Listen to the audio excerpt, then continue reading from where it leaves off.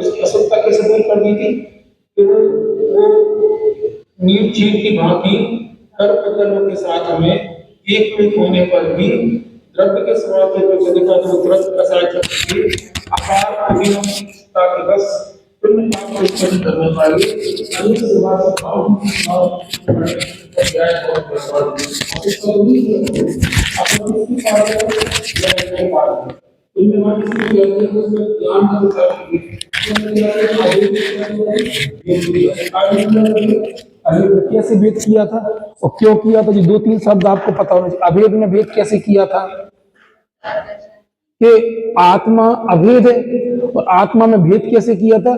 ज्ञायक स्वात्मा अभेद में भेद किया। तो दोनों बोला भेद की जरूरत क्यों पड़ गई? तो उन्होंने बोला इसमें जो लिखा है अनंत धर्मों वाले एक धर्म निष्णात नहीं है। अब इसको अपन को थोड़ा समझना है। निष्णात का मतलब होता है पारंगत, पारंगत का मतलब एक्सपर्ट नहीं है।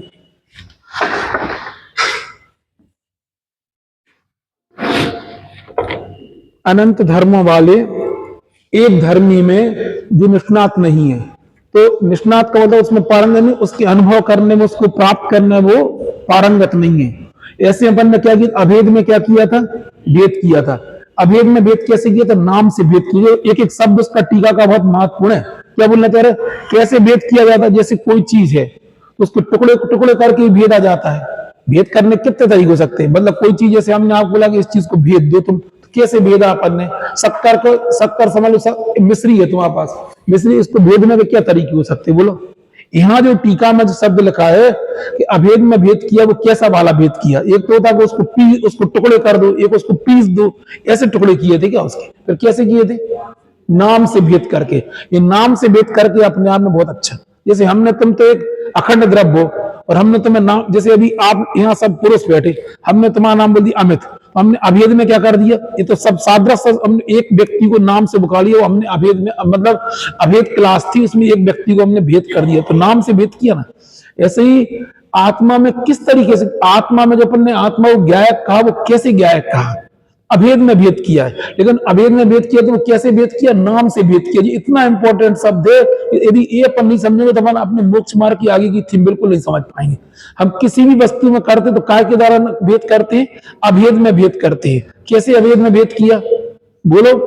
हालांकि हमने शाम आम को जो प्रकरण अधूरे रह जाते हैं, हम शाम को बोल देते हैं, फिर भी बताने के लिए बोलना चाह रहे हैं कि हमने ये शब्द बहुत ही इस टीका में इंपॉर्टेंट है कि नाम से भेद करके समझाया कि आत्मा में ज्ञान है, दर्शन है, चारित्र है। वो तो इस गाथा में कह रहे हैं। उधर कैसे अभेद में भेद किया था? ऐसे दिया आत्मा एक द्रव्य है और उसमें क्या बोला था? ज्ञायक सुआत्मा। तो हमने ज्ञायक शब्द रख दिया था, इसका आत्मा का नाम क्या रख दिया था? ज्ञायक। ऐसे अपन ने क्या किया? अभेद में भेद कर दिया। अभेद में भेद कैसे? क्योंकि इसमें तो एक थोड़ी अनंत गुण है, तो भी एक किसी गुण के द्वारा उसको भेद दिया था हमने। और कैसे भेदा था? नाम से भेद करके। नाम से भेद करने का मतलब था कोई एक नाम शब्द उसका ज्ञायक रख दिया। अब उनने क्या बोला? क्यों रखना पड़ा? इसलिए रखना पड़ा क्योंकि हम इसमें किसमें एक्सपर्ट नहीं थे? अनंत धर्मों वाले एक धर्मी में निष्णात नहीं थे। हम उसको पहचानते नहीं थे, हम उसको जानते नहीं थे, उसकी रुचि नहीं थी, उसका हम अनुभव नहीं कर, इसलिए अभेद में क्या कर दिया? भेद कर दिया। ये कहलाता है अनंत धर्म वाली एक धर्मी में निष्णात नहीं है। ऐसे किसी निकटवर्ती शिष्य को समझाते हुए, यद्यपि धर्म का धर्मी से अभेद, ये बहुत महत्वपूर्ण चीज है। इसके लिए हम कई बार उदाहरण दे चुके।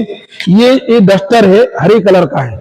ये डस्टर, इसमें जो हरा कलर है वो तो इसी में मौजूद है। हरा शब्द जो है हमने क्या बोला? इसको हरा, कई ग्रीन बोलता। तो हमने इसमें जो भेद किया, अभेद में भेद कैसे किया? डस्टर में, डस्टर लंबा भी है, डस्टर चौकोर भी है, डस्टर पतला भी है, डस्टर हरा भी है, डस्टर लकड़ी का ही बना, इसमें सब। अब अभेद में भेद कैसे किया? अपन ने बोला हरा सो डस्टर, इसमें हरे को निकाल के अलग किया, इसका जो हरापन था हरा शब्द रख दिया इसका नाम। वो क्या कहलाएगा? अभेद में क्या किया? भेद किया। वो भी कैसे किया? नाम से। एक शब्द याद रखना, नाम से। लेकिन जब हम अनुभव करने जाएंगे तो हमने हरा सो डस्टर, ये शब्द नहीं रहेगा। ऐसे हम बोलेंगे ज्ञायक सो आत्मा, ये शब्द है। ये हमने अभेद में भेद किया। वो भी कैसे किया? नाम से भेद किया।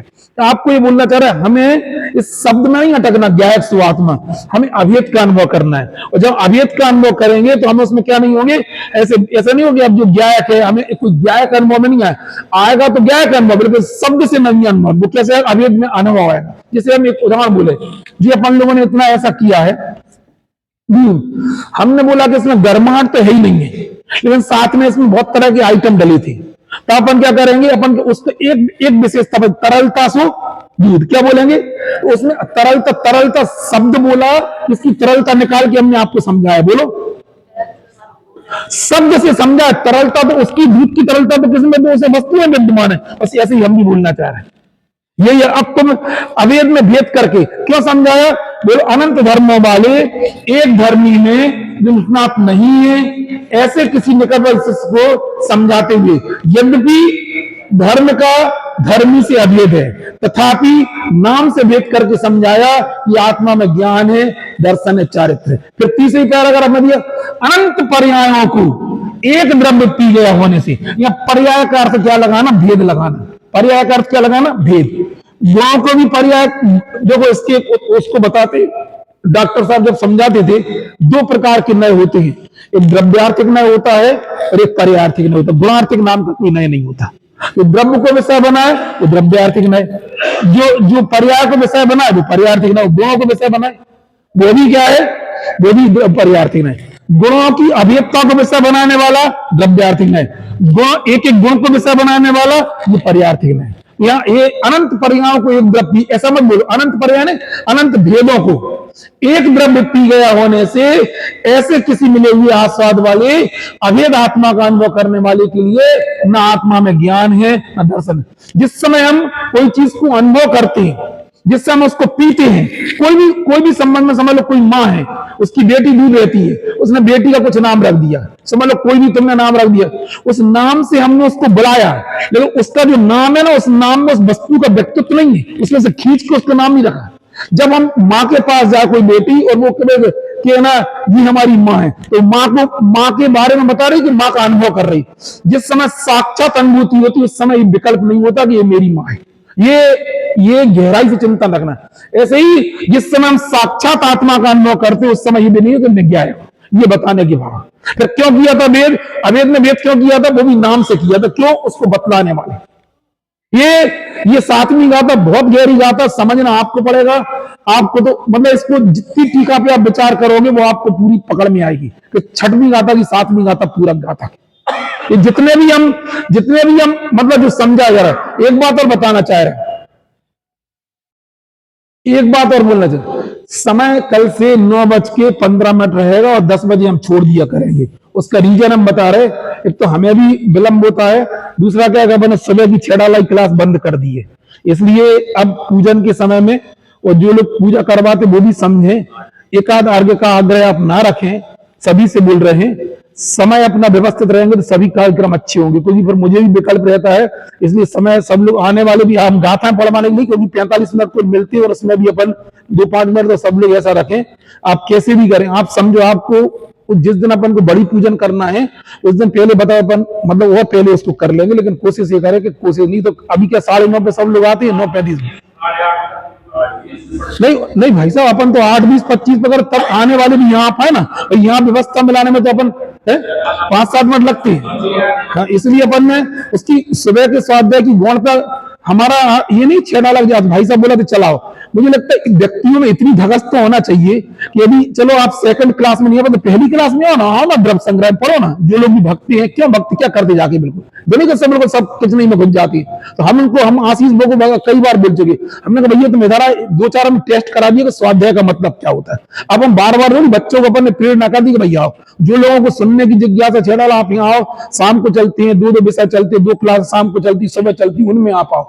हम केवल 2-4 लोगों के पर्पज से बहुत दृष्टि, इसलिए हमें मन में बहुत विकल्प था वो छेड़ा। तो आप जो लोग भी स्वाब वो करते आप समझो हमें कौन सी पूजन करना है, कितनी बड़ी पूजन लेना है, कैसे हमें करना है। जो धवल जी वगैरह से कर, जैसे उन्हें लगा कि हम लेट हो रहे हैं तो मैं शांति पाठ की आखिरी की 2 लाइनें बोली। आप शब्दों का आग्रह क्यों रख रहे, पूरा पढ़ना, यहाँ से आप समझो कि व्यवस्था, कुछ लोग जो लोग पूजन के तुरंत बाद स्वाध्याय में उनको भी कभी कभी घर जाना, उनको भी किचन देखना पड़ता है। तो बहुत सारी बात इससे अपन को सभी व्यवस्थाएं अपनी व्यवस्थित चले, सब आपको मिल रहा है तो इसलिए सभी लोग ध्यान रखें। अब अभिषेक में भी जल्दी आने का, कई कई बार ऐसा होता है, मतलब ये समझ लो आजकल 15 मिनट तो हम लोग होके रहते हैं, पूरी थालियां लग जाती हैं, इनसे पूछो जो लोग आते हैं, मतलब 12 मिनट 10-12 मिनट रुके रहते हैं, 7:20 पे सब काम हो जाता है, 7:32 पे सब लोग जय बोलते हैं। आप कल्पना करके देखो, सबकी सब व्यवस्था भाई साहब वगैरह सब कर देती है। तो आप समझो जो लोग अभिषेक पूजन में आते हैं उनको प्रेरणा करो कि आप थोड़ी जल्दी आया करो।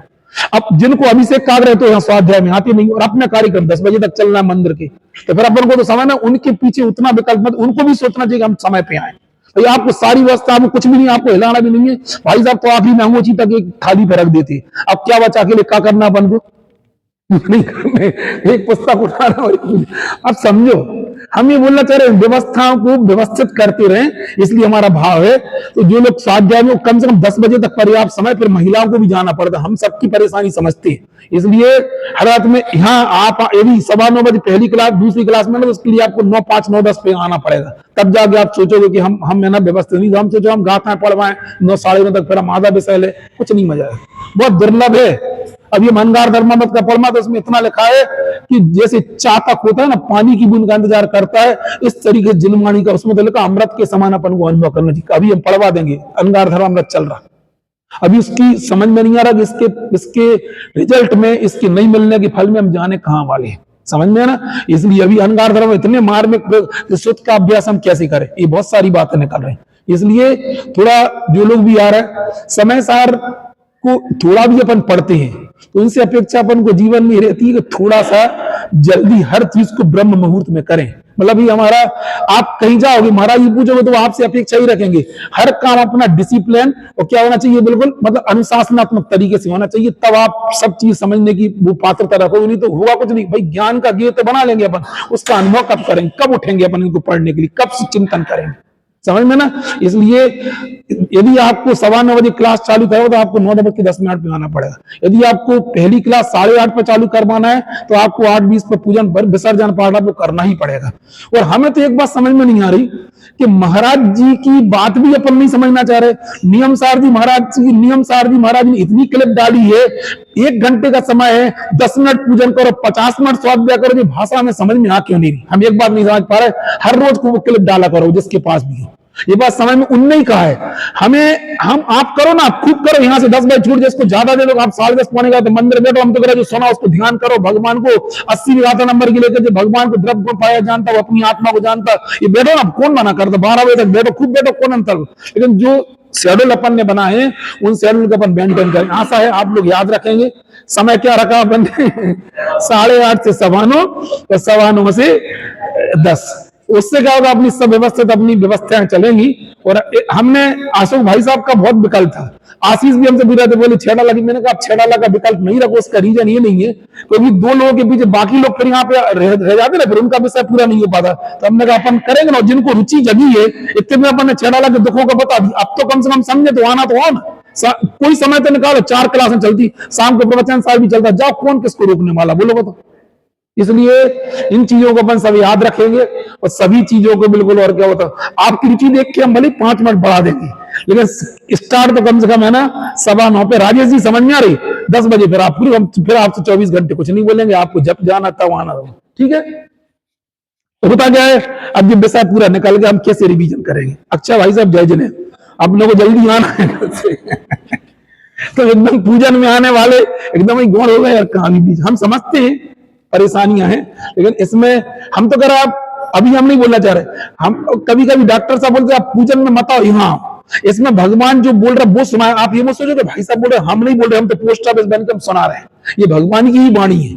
तो इसलिए पहले मतलब यहाँ आओ, तो जिस दिन तुम्हें पूजन का मां समझ में, उस दिन तुम यहाँ हमें बुलाना नहीं पड़ेगा, तुम 6 बजे उठ के आने लगो, फिर तुम स्वयं पहुंच जाओ कुएं पे, इसका मतलब क्या है, भगवान की निकटता का मतलब क्या होता है। इसलिए अतः कल से सब लोग समय सार वाले कितने बजे आएंगे, 9:10 पे। गाड़ी यदि 9:15 पे जा रही हो तो अपन 5 मिनट पहले पहुंचते, 9:10 पे आप आइए, 9:15 पे हम चालू कर देंगे। समय पर हम दीदी को ही बोल देंगे, उसका कर्तव्य उन्हों को भी अपन टाइम दें, उनको भी इतना समझ दे कि मालूम नहीं बेचारी अकेले बैठे कोई यहाँ मिले रही, वो भी उचित नहीं है। इसलिए माइक वालों को भी ये समझे कि अपन क्या करते, अपन को तो बोलो राजेश भैया, अपन रोज अभिषेक पाठ बोलते विसर्जन, उसके बाद जो हम लोग भक्ति करते जनवरी मजबूरी में करना पड़ती है। अरे तो आपका कब चढ़ जाता है पूरा पूजा, वो तो आप ही लोग की गलती से होता है। अभी कोई समय पे आता जरूरत ही नहीं पड़े सब बाद में भक्तियां बोलने का। समझ में कोई नाराजगी हो तो बता देना, क्षमा मांगते हैं। हमारा मतलब ये कि सब काम व्यवस्थित चले, हमारा मतलब है। कितने बजे? 9:10 पे पैसेंजर जाती है, सागर की गाड़ी 10:20 पे जाती है। हम कितने बजे पहुंचते हैं? 10:15 पे। ये सब मेरी अनुभव। इसलिए इधर की जो समय सार की ट्रेन कितने बजे निकलती है, ट्रेन कितने बजे पास होती है? 9:15 पे पास होगी। इसलिए हम 9:10 पे पहुंचे। हमारा भाव केवल इतना है। हम देखो ये जो 6वीं 7वीं गाथा के जितने भाव हैं, हमें नहीं मालूम आप लोग क्या समझ में आ रहा है। 2 दिन से हम शाम को भी समझा रहा है कि इतनी गहरी गाथा है 7वीं गाथा कि ये समझ लो कि पूरा एक आत्मा अनुभव करने की जबरदस्त प्रेरणा करने वाली गाथा है। कोई समझ पाओ उसकी विधि बता रहे, हम अटक कहां जाते हैं। समझ में है ना? जब पूरी बात हम आपको, आप में से किसी को समझ में आ गई तो आप पूरी टीका बोल के तो आप खुद समझो उसका कितना मार्मिक अर्थ है। मतलब 6वीं और 7वीं गाथा कितनी गहरी, वो 6वीं गाथा की पूरा गाथा 7वीं गाथा। हम एक बार रिवीजन कर रहे हैं, चूंकि आज समय बता दिए, कल अपनी ट्रेन कितने बजे समझदारी कितने बजे चलेगी? चुप चुप गाड़ी 9:15 बजे। समझ में है ना? हाँ, हम क्या बोल रहे थे? 6वीं गाथा की टीका क्या बोलती है? इस आत्मा को बंद पर्याय के निमित्त से अशुद्धता से दूर रहो। इस 6वीं गाथा में बंद, 7वीं गाथा में, हाँ 6वीं गाथा में बंद पर्याय किसको बोला था? बोलो। कर्म वाले के जीव वाले, कर्म वाले, क्योंकि बंद पर्याय इसको बोलेंगे, उसके निमित्त से अशुद्धता क्या से आती है? क्योंकि जो प्रमत्त परमतस्थाएं कर्म में प्रकट होती है वही उसी जैसा भाव किसमें दिखाई देता है? तो ये क्या कहलाएगा? इस आत्मा को बंद पर्याय के निमित्त से अशुद्धता से दूर रहो। अशुद्धता क्या बोली? अशुद्धता थी कि नहीं थी? भावार्थ में क्या पढ़ के आए थे? अशुद्धता पर द्रव्य के संयोग से आती, मूल द्रव्य तो अपन ने अशुद्धता को क्रॉस करके कहां चले गए थे? प्रमत्त पर क्रॉस करके कहां? ज्ञायक के भाव कहां चले गए थे? बोलो। ज्ञायक, इसमें करंट आ रहा है? हाँ आ रहा, हमें देरी नहीं, इतना नहीं आ रहा, मतलब जाने वाला नहीं आ रहा, झिनझिनी छूट रही। और अरे रुको तो तुम शांति, अरे हमने नहीं आ रहा, उतना तेज नहीं आ रहा, लेकिन झिनझिनी लग रही है, हम इससे पकड़े। सुनो जरा, अभी जो मूल पकड़ो, अपनी गाय की गाड़ी चली जाएगी।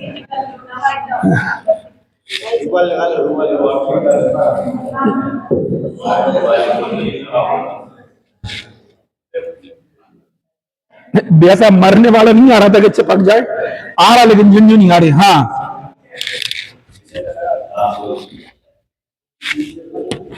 तो हम क्या बोल रहे कि है ना, ये बंद पर्याय, इस शब्द समझे, इसमें लिखा 7वीं गाथा बंद पर्याय के निमित्त से। तो 7वीं, कोई आपसे पूछे बंद पर्याय किसे कहते हैं, कोई आपसे पूछने लगे तो क्या बोलोगे?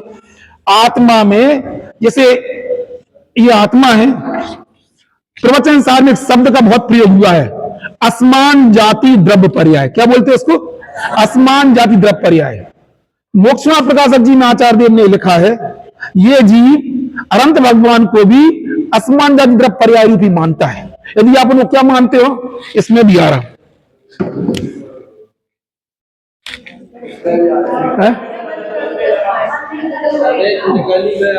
नहीं, अब नहीं है, अबे तो आ रहा हो तो। हाँ चलो चलो, वो तो हो जाएगा। हम ये बोल रहे थे, एक होती है, सुनो, असमान जाति द्रव्य पर्याय, क्योंकि बंद पर्याय की चर्चा इसलिए बताना जरूरी है। क्या बोलते हैं? असमान जाति द्रव्य पर्याय किसे कहते? कोई बता सकता है? दो पुद्गलों की जो संयुक्त रूप अवस्था होती, स्कंद होता है, उसको बोलते समान जाति द्रव्य पर्याय। और हमारी जो पर्याय, जो आप स्त्री पर्याय में हो, पुरुष पर्याय के अलग असमान जाति द्रव्य पर्याय। क्यों असमान जाति द्रव्य पर्याय? एक जीव है, एक पुद्गल है। बोलो, एक जीव है, एक पुद्गल, इसको क्या बोलेंगे? अब जो हमने जो समझ लो डस्टर बोला, ये कौन सी पर्याय कहलाएगी? डस्टर की समान जाति द्रव्य पर्याय। ये सब अभी प्रवचन सार में सब बातें आती हैं। दो पुद्गल द्रव्यों की, और धर्म आकाश काल तो किसी के साथ मिलते ही नहीं, इसलिए उनमें बात घटित नहीं होती। किसमें घटित होती? समान जाति असमान जाति, जीव में और पुद्गल में। दो पुद्गल परमाणुओं के, दो और दो से अधिक परमाणु के समूह क्या बोलते? स्कंद बोलते हैं। उसको क्या बोला जाएगा? समान जाति द्रव्य पर्याय। और जीव की पुद्गल के साथ जो पर्याय होते उसको क्या बोलते हैं? असमान जाति द्रव्य पर्याय। अनंत भगवान को हम असमान जाति द्रव्य पर्याय रूप से मानते हैं। कैसे मानते हैं? कि अनंत भगवान का आत्मा अलग है और उनके शरीर को मिला के ऊपर अनंत भगवान जो बोला जाता है वो कहलाती, क्या कहलाती? असमान जाति द्रव्य पर्याय। मोक्ष प्रकाशक जी ने यही लिखा है। आज तक हमने भगवान को ऐसे ही माना है, बिल्कुल।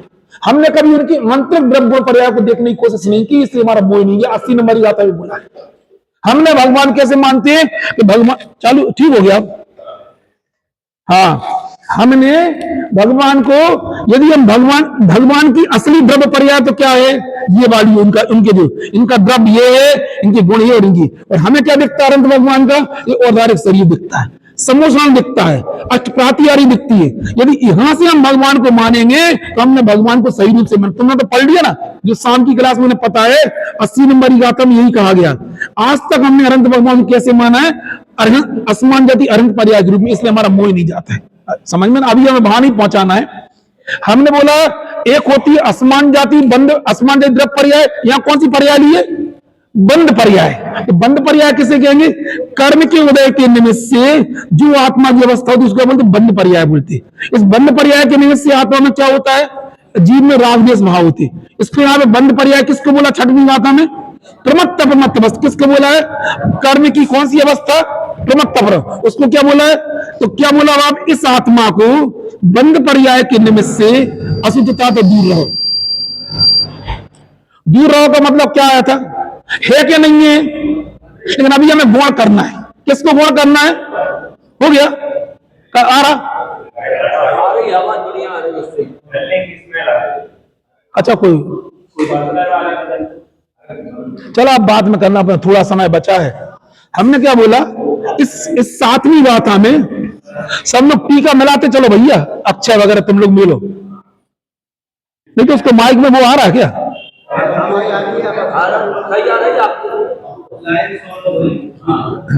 इस आत्मा को बंद पर्याय के निमित्त से अशुद्धता तो दूर रहो। और 6वीं गाथा के भावार्थ में क्या? अशुद्धता, बोलो, अशुद्धता पर द्रव्य के संयोग से आती है। यहाँ पे कौन सी अशुद्धता आई थी आत्मा में? प्रमत्त जो अवस्थाएं थी वो किसके निमित्त से आई थी? कर्म के। तो इस 6वीं गाथा में क्या बोला था? इस आत्मा को अशुद्धता पर द्रव्य के संयोग से आती, और उसी यहाँ पे 7वीं गाथा में क्या बोला? इस आत्मा को परद्रव्य के निमित्त से अशुद्धता तो दूर रहो का मतलब कहते है नहीं क्या? उसमें है, लेकिन अभी हम कहा इसको में क्रॉस करके कहां तक चले गए? अशुद्धता तो दूर, परंतु हम किसके पास गए? ज्ञायक के पास गए। तो क्या लिखा है? इस आत्मा को बंद पर्याय के निमित्त से अशुद्धता तो दूर रहो, परंतु उसमें ज्ञान दर्शन चारित्र के भेद भी विद्यमान नहीं है। हम आपसे पूछना चाह रहे 6वीं गाथा में अभेद में कौन सा भेद किया था? वो क्यों किया था? अपन ने अभेद में भेद क्यों किया था और कैसे किया था? तो अभेद आत्मा क्यों? ज्ञायक सो, तो क्या किया था हमने? तो हमने ज्ञायक सो आत्मा, तो किसमें भेद किया था? आत्मा में भेद किया था। क्या नाम रख दिया था उसका? तो ज्ञायक शब्द जो है उसमें से हमने आत्मा में से खींच के निकाला था क्या? शब्द नहीं निकाला था। फिर क्या किया था?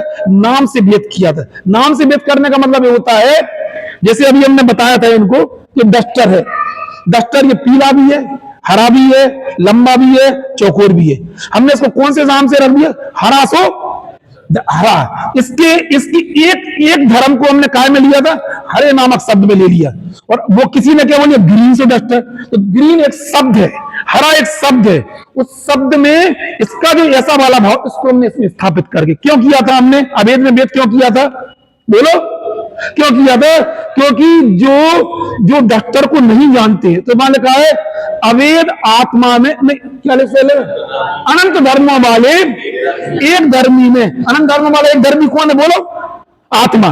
अनंत धर्मों वाले एक धर्मी में जो निष्णात नहीं है, ऐसे किसी निकटवर्ती को निष्णात यानी पारंगत है ना, उसको जानते नहीं, उसका अनुभव नहीं करते। जो इसमें पारंगत नहीं है, आत्मा में पारंगत नहीं है, उसमें अभेद में क्या किया था? भेद कैसे किया? उसके से भेद करके एक आइटम हमने भेद करने का तरीका, इसको भेद करने का तरीका क्या हो सकता है? इसके टुकड़े टुकड़े कर दो, एक भेद करने का तरीका ये हो सकता है। ऐसे भेद किए क्या?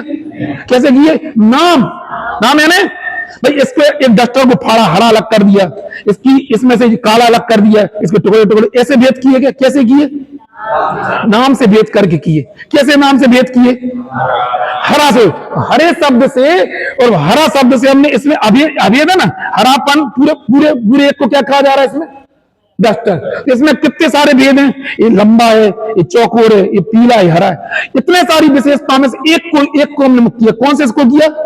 हरा सा। हरे को भी इसमें से निकाला नहीं है, काय में स्थापित कर दिया? नाम में। तो बोला नाम से भेद करके समझाया कि आत्मा में, बाप बोला था ज्ञायक से आत्मा, इधर के बोला ज्ञान है, दर्शन है, चारित्र। अब वो क्या बोला? अनंत कौन को समझाने पड़ी?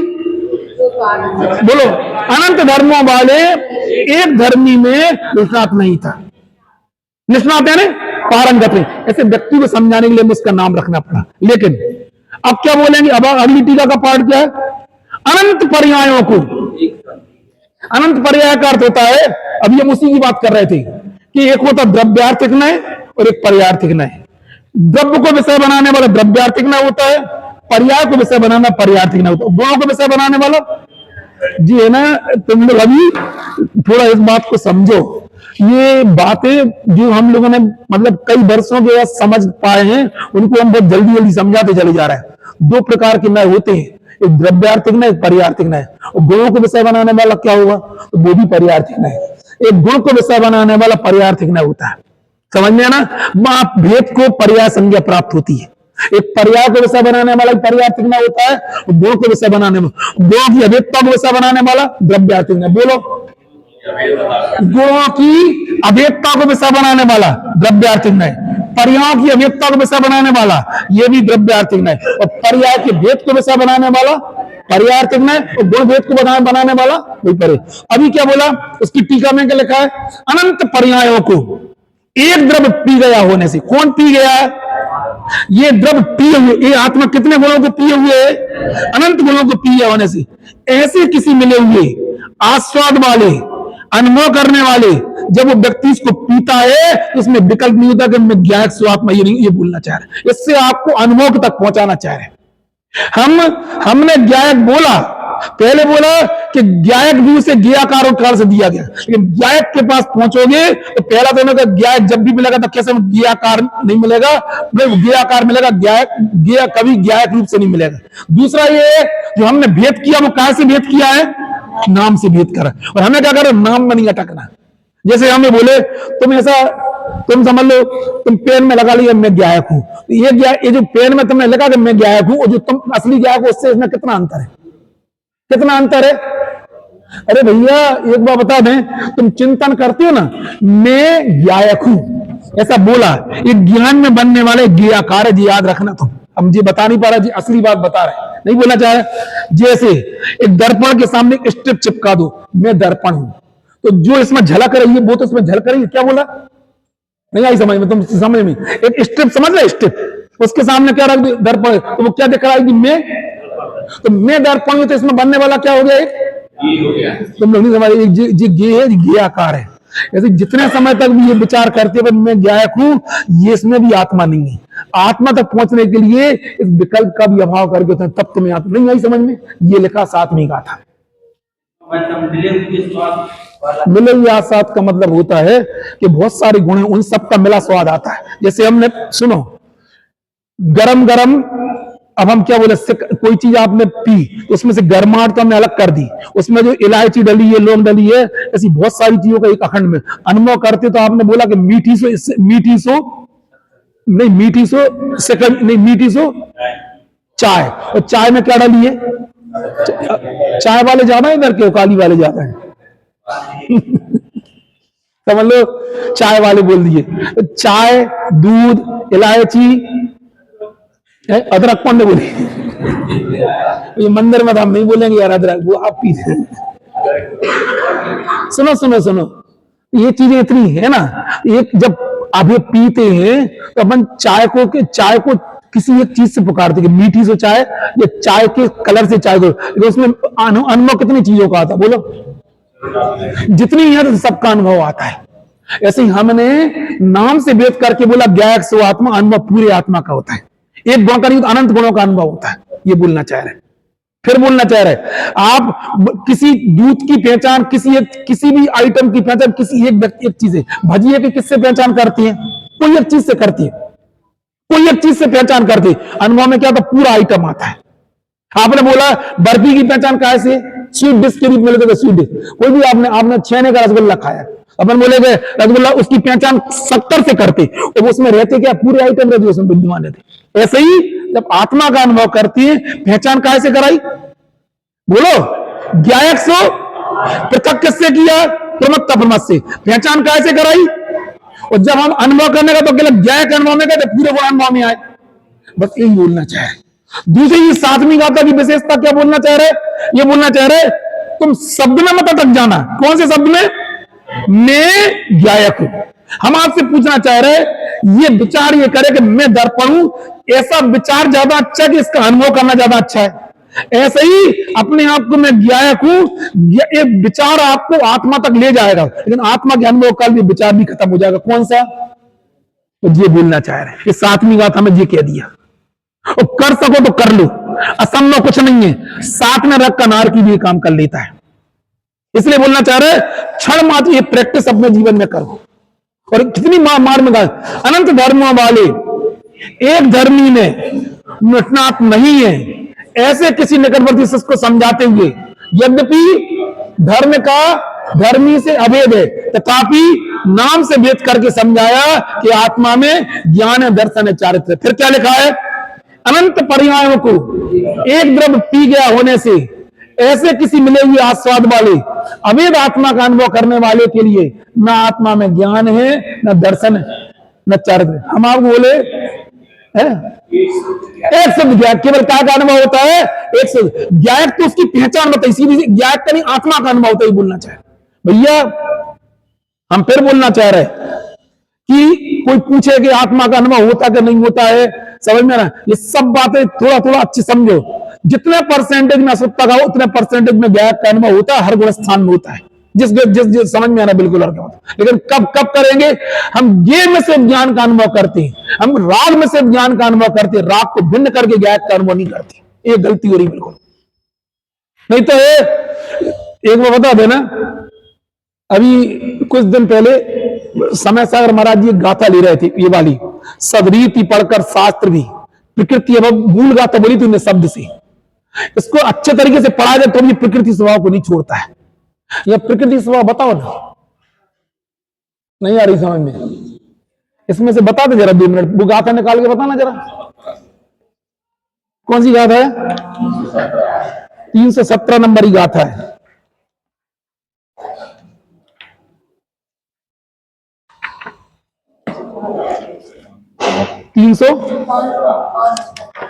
517 नंबर पेज पे 574 पेज पे।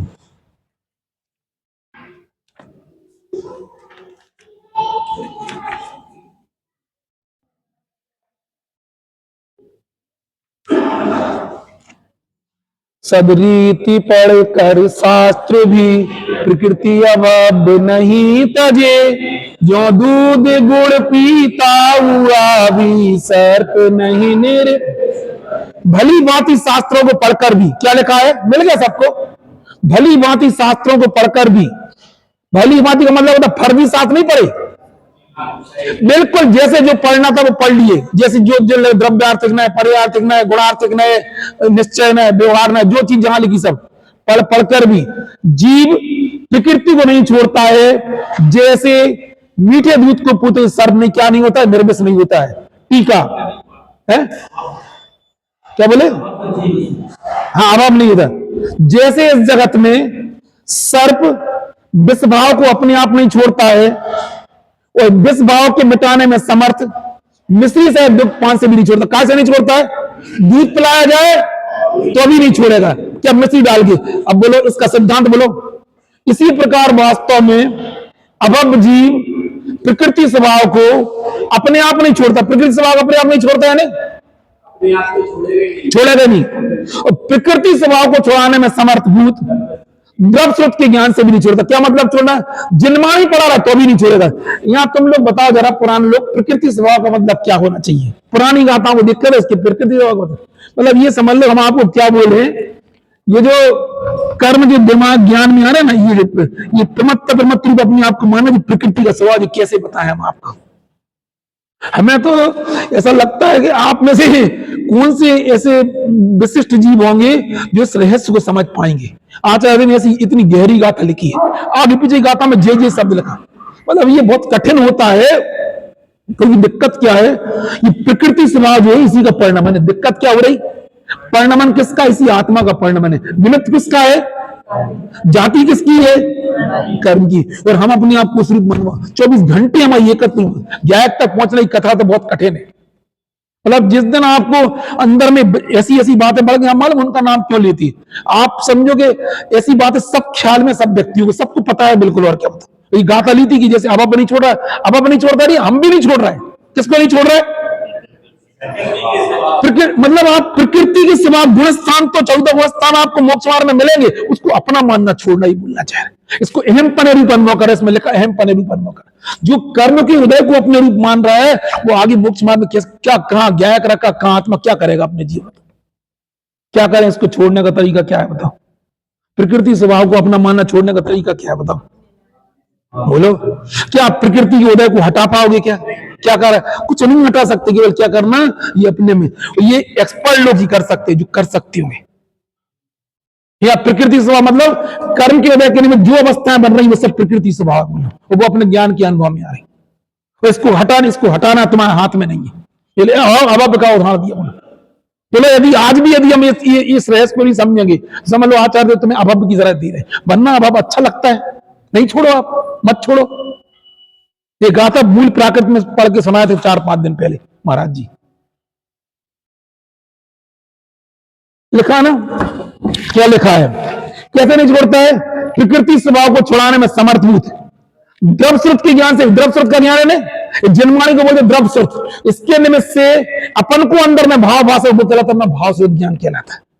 तो क्या नहीं करते हैं? द्रव स्रोत के ज्ञान से भी नहीं छोड़ता है, क्योंकि सदा ही काय का अभाव है, क्योंकि उसे सदा ही भाव स्रोत ज्ञान स्वरूप शुद्धात्म ज्ञान के अभाव कारण से अज्ञानी, इसलिए वह नियम इस अज्ञानी प्रकृति से होने से समझ में नीचे लिखा है। इस गाथा में नियम बताया गया है कि अज्ञानी कर्म फल का भोगता ही है। ये अभव्य का उदाहरण युक्त है। जैसे अभव्य का स्वयं वह स्वभाव होता है कि द्रव स्रोत का ज्ञान आदि बाह्य कारणों के मिलने पर भी अभव्य जीव शुद्ध आत्मा के ज्ञान के अभाव के कारण से कर्मोदय के भोगने की, क्या उसका 24 घंटे काय में चलता कर्म जो कर्म आ रहा अनुभव में उसी का चलन से। ऐसा हम अब क्या बोले, सुबह से शाम तक का अपना जीवन कर्म और कर्म फल के भेदन में चला जाता है।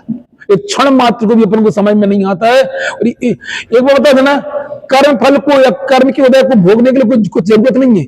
आपको क्या करना है? आपको इतना बार करना है, जो अमरू अपने आप को मान रहा उस रूप अपने आप को नहीं मानना है, बस इतना सा काम करो, कुछ नहीं हटा, कुछ नहीं करना तुम्हारी। लेकिन कब करेंगे? जब अपने अंदर के आत्म तत्वपन को पता होगा, और नहीं पता होगा तो हम नहीं कर पाएंगे। हाँ, यही तो अभाव की पहचान है। तुम छोड़ दो, फिर तुम प्रकृति स्वभाव, हम तो बोलते अभाव इसी समय पर आप कर सकते हैं।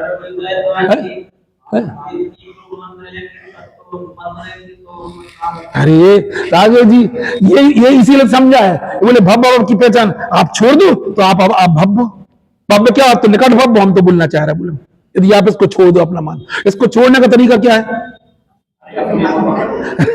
इसको तो अपने में अपना छूट गई, प्रकृति छूट गई है, वो कहां अपने में थी, देख रही थी अपने ज्ञान में वो को। मतलब हम आपको क्या बोले, मैं भी, मुझे इस बातें सुन के हम समय सागर महाराज जी का प्रमाण के तौर पे, आप लोगों को प्रमाण के तौर पे उदाहरण दे रहे। ऐसी गाथा उनके दिमाग में, हम तो इस गाथा को 20 साल से लेते चले यार, हम इतनी इसी से हमारी दृष्टि बदली थी। इसमें लिखा है आप मत छोड़ो, मतलब तुम नहीं छोड़ो। अभी इनने किसी ने उदाहरण दिया था, खंबे वाला उदाहरण दिया था, शायद उनने दिया था, किन्ने अभी उनका हमने प्रवचन डाला, उन्होंने बोला, एक व्यक्ति बोला हमसे घर नहीं छूटता है। उनने कहा बोला था, हमसे घर नहीं, घर वाले हमें नहीं छोड़ रहे। तो वो क्या करे, वो उनने महाराज जी, उनने समासागर महाराज जी ने सुनाया था हमसे घर नहीं छूटता किसी, उनने बोला था हमसे घर नहीं छूट रहा। महात्मा जी बोला अच्छा तुम कल आना। वो फिर क्या हुआ, ऐसा है ना, एक खंबे को पकड़ के बैठ गए, और एक खंबा हमें नहीं छोड़ रहा। तो बोले तुम खंबे को नहीं छोड़ रहे, खंबा तुम्हें नहीं छोड़ रहा। तो बोले जय तो हम बोले क्या लगे, जय तो हम तुम्हें समझा रहे थे, नहीं आई समझ में, क्या बोल रहे कि तुम ऐसे पकड़ के मारा, अब सीधे तो बता नहीं सकते, तो ऐसे अब बता, बोले क्या लगे, बोले वो जो सेठ आया ना, सेठ जी से बोले महात्मा जी, बोले बता इसको जल्दी छोड़ा जी, हमें छोड़ नहीं रहा। बोले तुम कैसे मूर्ख हो महात्मा जी, हमें शिक्षा दे रहा, खुद क्या यार घर नहीं छोड़ा, बोले घर नहीं छूट रहा। तो जैसे बोले खंबे को तुमने पकड़ के रखा, खंबे ने तुम पकड़ के रखा, तो बोले तुमने, बोले हमने, आपने तो खुद पकड़ के रखा, तो छोड़ दो, तो छोड़ दिए, ऐसे तुमसे बोला छोड़ दो, इसको छोड़ने का तरीका क्या है, बोलो अरे छूटा हुआ देखना ये छोड़ने का तरीका है, तुमने इसको समझ, इसको बताओ, एक बात बताओ, इस डस्टर को इसने पकड़ के रखा है, किसने, इसमें देख रहा है इसको पकड़, ये कैसे छोड़ेगा इसको डस्टर, बताओ हमें, हटा दिया तो छूट गया, कैसी बातें कर रहे हैं, अरे हटाने पर नहीं छूटता है, जिस समय ये ऐसा मानना बंद कर दे कि ये मैं नहीं हूं, और ये मैं नहीं ऐसा नहीं बोलना है, मैं हूं, इसमें छूटा हुआ है बोलना चाहिए।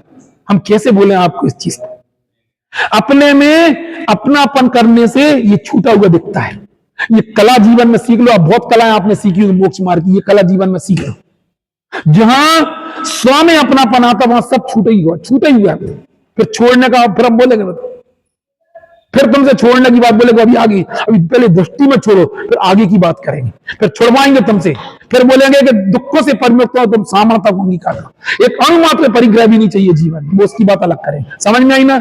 आज अपन ने क्या पढ़ा, क्या गलती कर रहे हैं हम अपने जीवन में, बोलो क्या गलती कर रहे हैं, प्रकृति स्वभाव को अपना मानना, इधर किस रूप में पकड़े हुए, अपने आप को गुणस्थान वाला मानना, वो क्या कहलाएगा, प्रकृति स्वभाव को अपना मानना। और छोड़ने का तरीका क्या है, अपने में अपनापन होने पे सब छूट जाता है, ऐसा पुरुषार्थ हम अपने जीवन करें, ऐसी मंगल भावना सभी की बात सुनिए।